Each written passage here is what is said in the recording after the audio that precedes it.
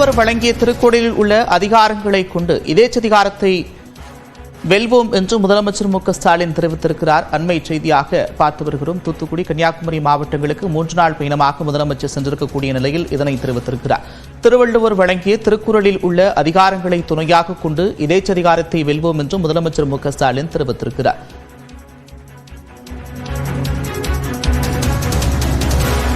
பல்வேறு நலத்திட்ட பணிகளை தொடங்கி வைப்பதற்காக தூத்துக்குடி மற்றும் கன்னியாகுமரி மாவட்டங்களுக்கு சென்றிருக்கக்கூடிய முதலமைச்சர் மு.க.ஸ்டாலின் திருவள்ளுவர் வழங்கிய திருக்குறளின் துணையோடு இதேச்சதிகாரத்தை வெல்வோம் என்று தெரிவித்திருக்கிறார்.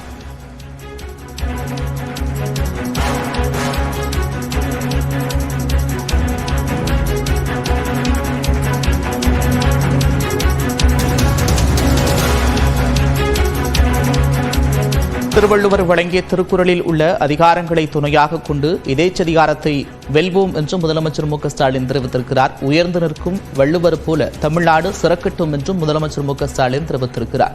கன்னியாகுமரியில் இருக்கக்கூடிய விவேகானந்தர் இல்லம், அதே போல திருவள்ளுவர் சிறைக்கிடையே கண்ணாடி பாலம் அமைக்கப்பட்டிருக்கிறது. இதனை முதலமைச்சர் திறந்து வைக்க இருக்கிறார். இந்நிலையில் அவர் இதனை தெரிவித்திருக்கிறார்.